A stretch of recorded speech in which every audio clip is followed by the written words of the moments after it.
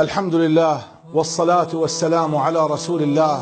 قال تعالى: يا أيها الناس اتقوا ربكم إن زلزلة الساعة شيء عظيم.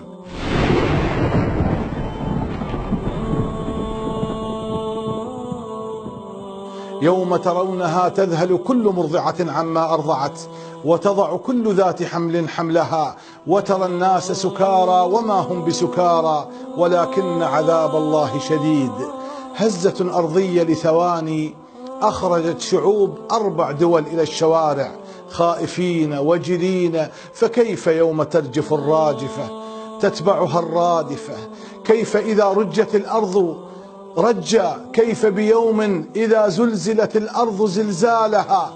كيف بهذه الأهوال الوقوف بين يدي الله تبارك وتعالى؟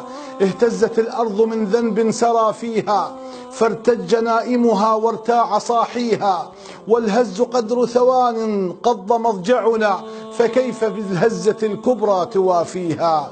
نعم أيها الأحباب، تخيل نفسك عبد الله أن هناك أهوال ومواقف يوم القيامة. كيف بنا إذا وقفنا بين يدي الله في محكمة قاضيها الله وشهودها الجوارح؟ اليوم نختم على أفواههم وتكلمنا أيديهم وتشهد أرجلهم بما كانوا يكسبون.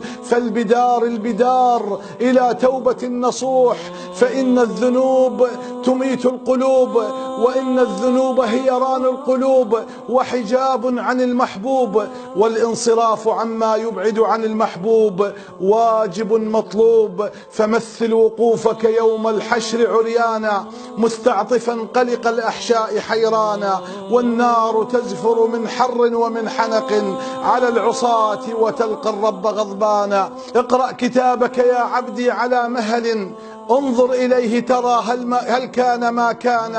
لما قرأت كتابا لا يغادرني حرفا وما كان في سر وإعلانا. قال الجليل: خذوه يا ملائكتي مروا بعبدي إلى النيران عطشانا. يا رب لا تخزنا يوم الحساب ولا تجعل لنارك فينا اليوم سلطانا. ونسأل الله لنا ولكم العافية وحسن الخاتمة.